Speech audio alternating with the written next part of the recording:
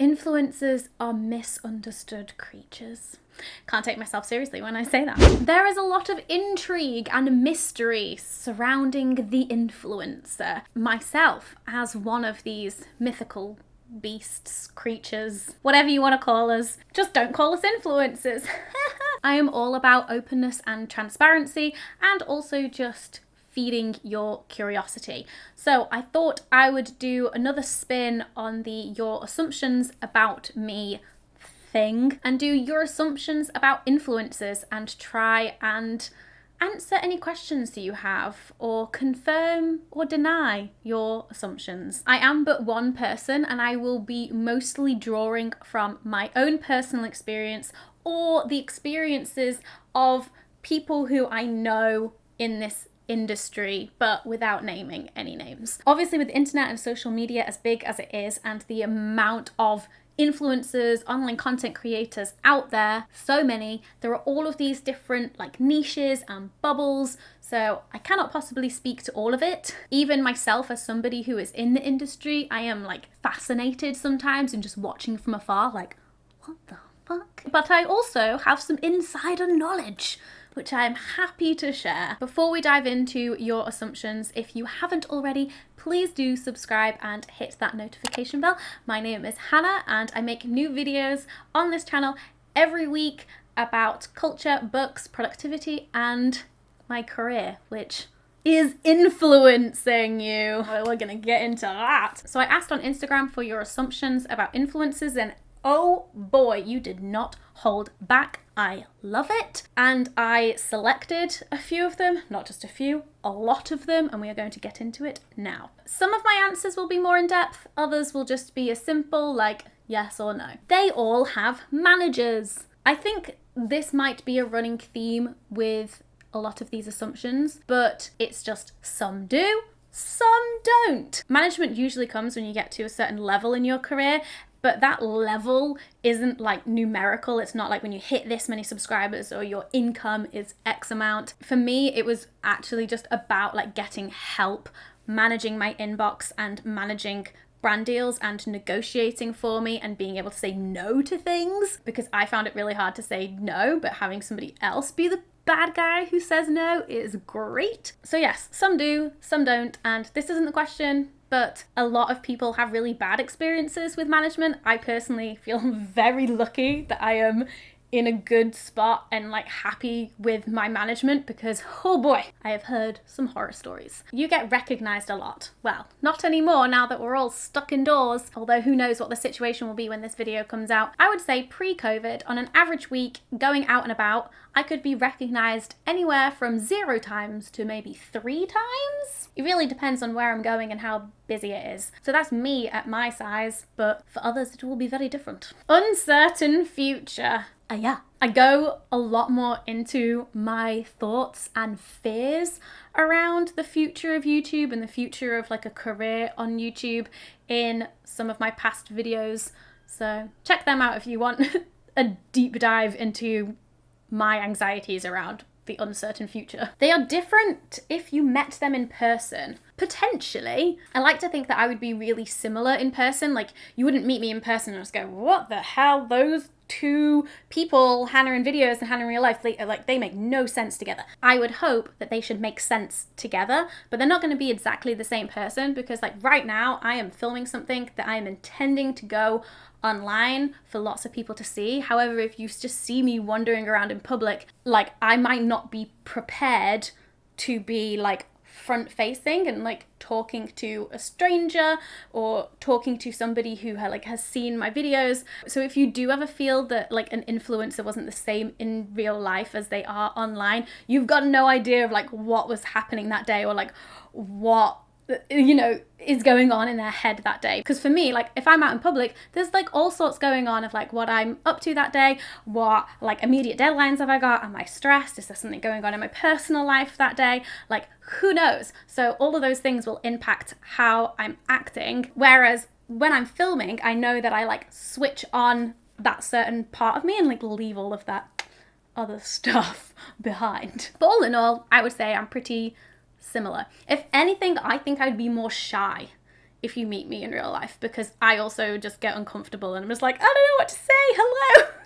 I'm just watching back the first edit of this video and I feel like I need to say here that I really like it that when people come up to me in public, like, it's a really nice interaction. I'm not saying that I hate it at all. Like, I think it's kind of coming across that way. I can just get a bit shy. That's it, really. The one thing that I don't like though, and I know this is the case for lots of other people, is when you get a tweet saying, oh, I saw you in this place, but I was too scared to say hi. And I'm just like, oh, I wish you had said hello. Obviously, if you can't for whatever reason, that's fine. It makes me sad if people don't feel like they can come up to me. I'm super approachable. Although right now, 2 meters apart, thank you very much.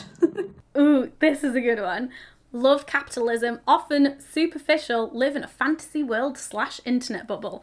Wow, there is a lot to unpack here. I think having your career and the way that you make money being so intertwined with capitalism doesn't make you love it. It makes you depend on it, it makes you resent it. It might make you love it on the surface because you're like, yay, I'm getting paid. But for me personally, underneath it all, I'm just like, this is not great. But the thing is that just because we live and work within unjust structures doesn't mean that we endorse them or doesn't mean that we like them. We're all doing it, not just the influencers. Often superficial, maybe some of them. Not me. Live in a fantasy world / internet bubble. I somewhat agree with this one.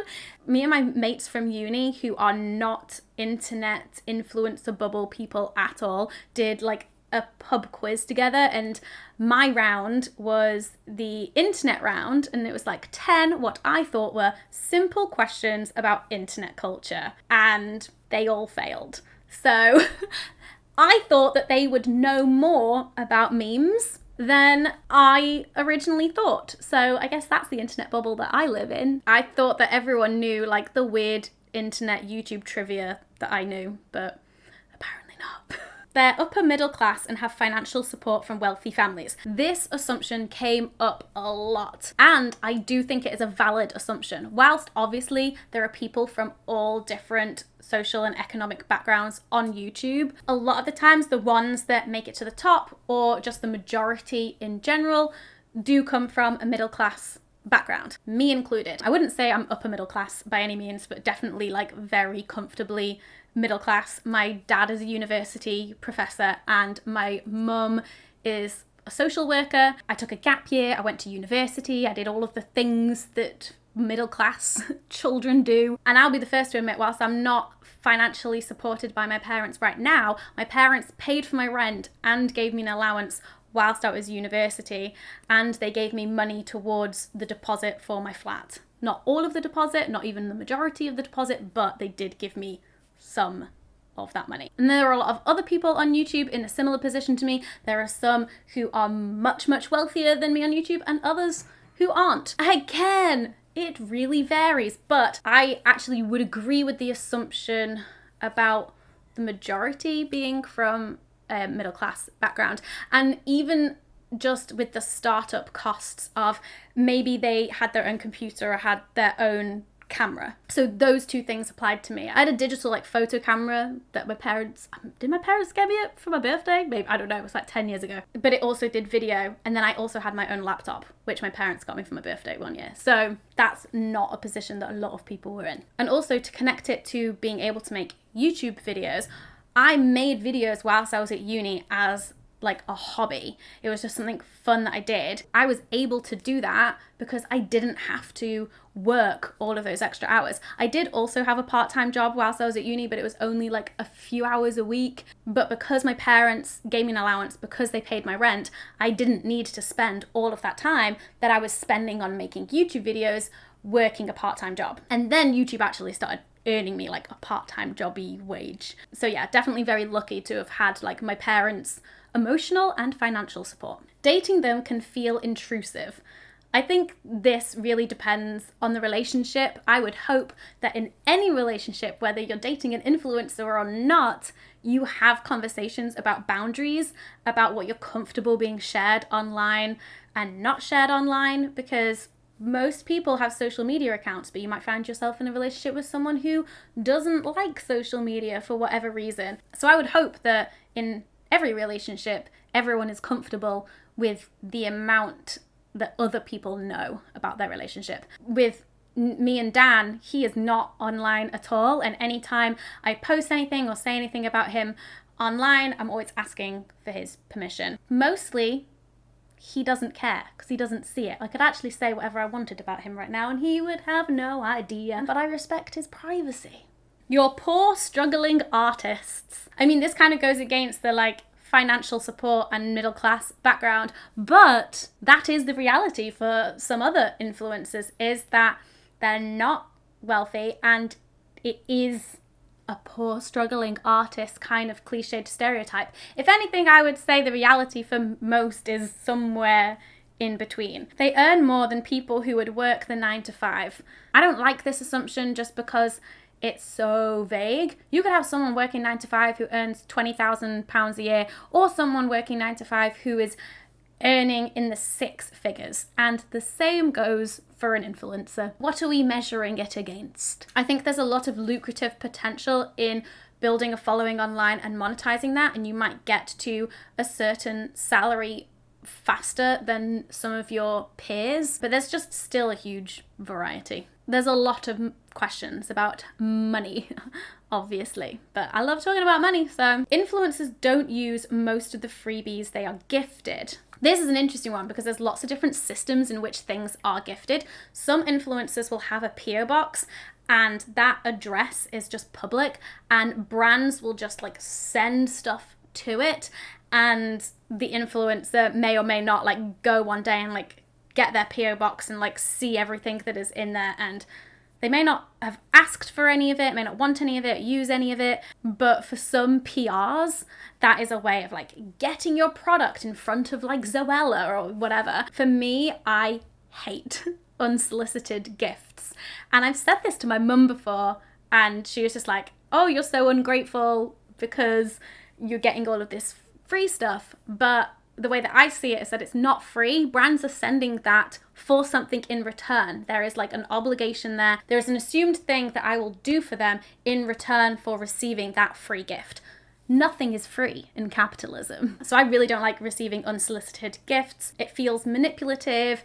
It just feels gross. It is not an etiquette that I like. What is better is if someone reaches out and says, hey, we have this thing, we have this book, we have this product that we think you might be interested in, can we send it to you? And I'll be like, sure, if I am interested in receiving it. And then other times I might reach out to a brand saying, hey, I like your stuff. I'd love to do a post about it if you send me some things.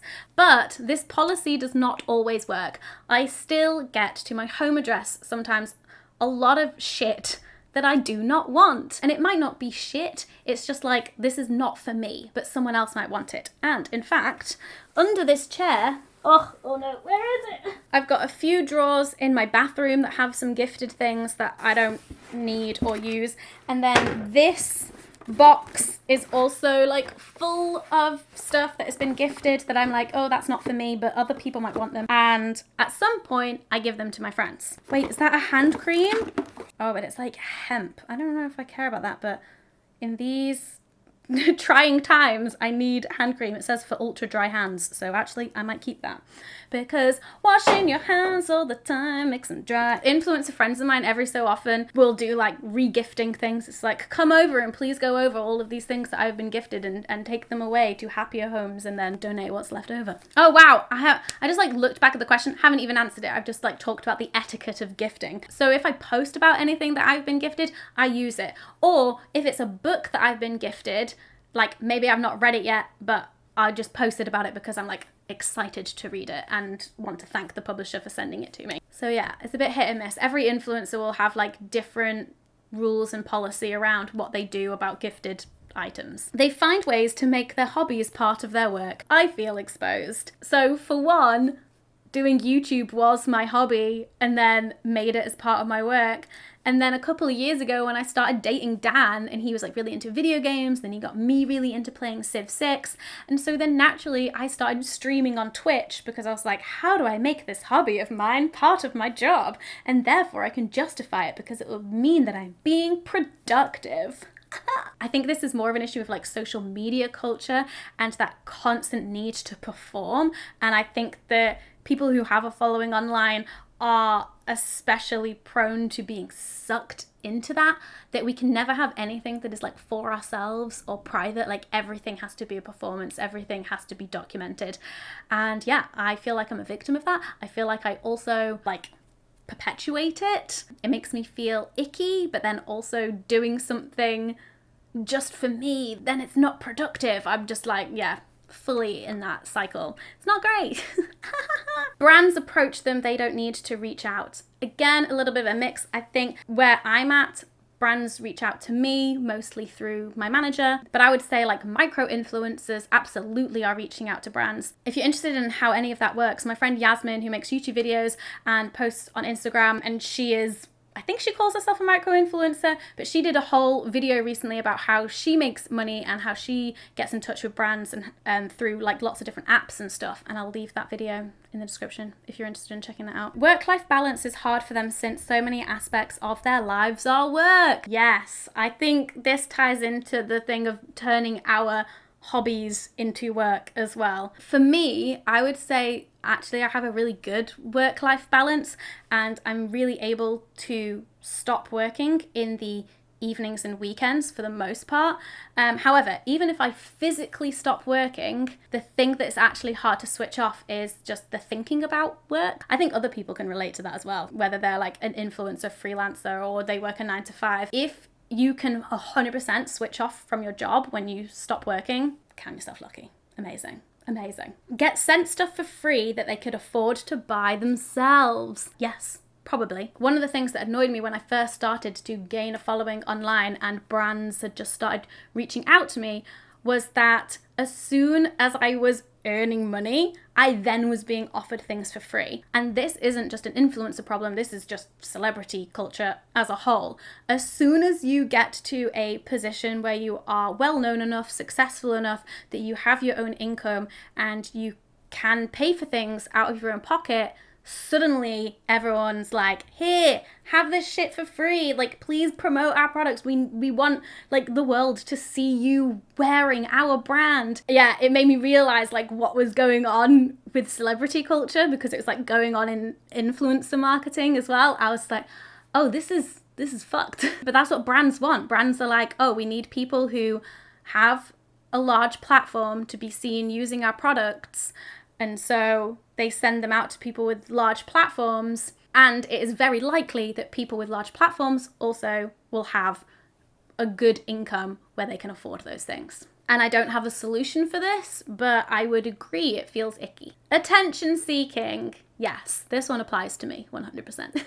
They have a lot more money than they like people to think, which you've earned. I like the which you've earned point at the end. Like, yes, we did earn it. I think there's just generally a taboo around talking about money.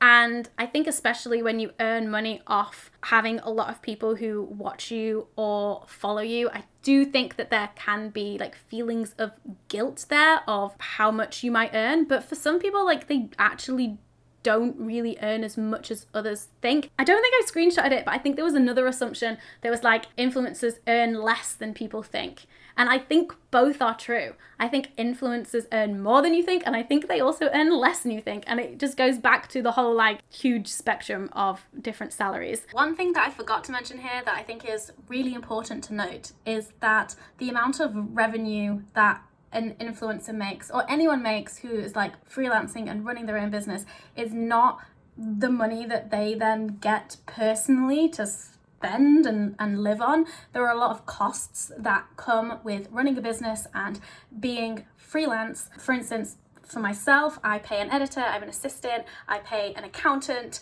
and then I also pay for lots of other services and people that do various things for me in my business and help with the work that I'm doing. So the amount of money that comes in isn't mine. because then also some of that goes to my pension, some of that goes to tax. There's just a lot more that goes into it, and some influencers are just themselves and don't pay any other people necessarily, but they might still have like tech and services and things and subscriptions that they pay for. The size of everyone's business and therefore the cost of running that business will vary hugely from person to person. I'm a huge believer in being honest and transparent about money, but for me, that involves being honest and transparent with my peers, my friends, other people in the industry, and making sure that we are not being screwed over. So that is like the purpose of that honesty.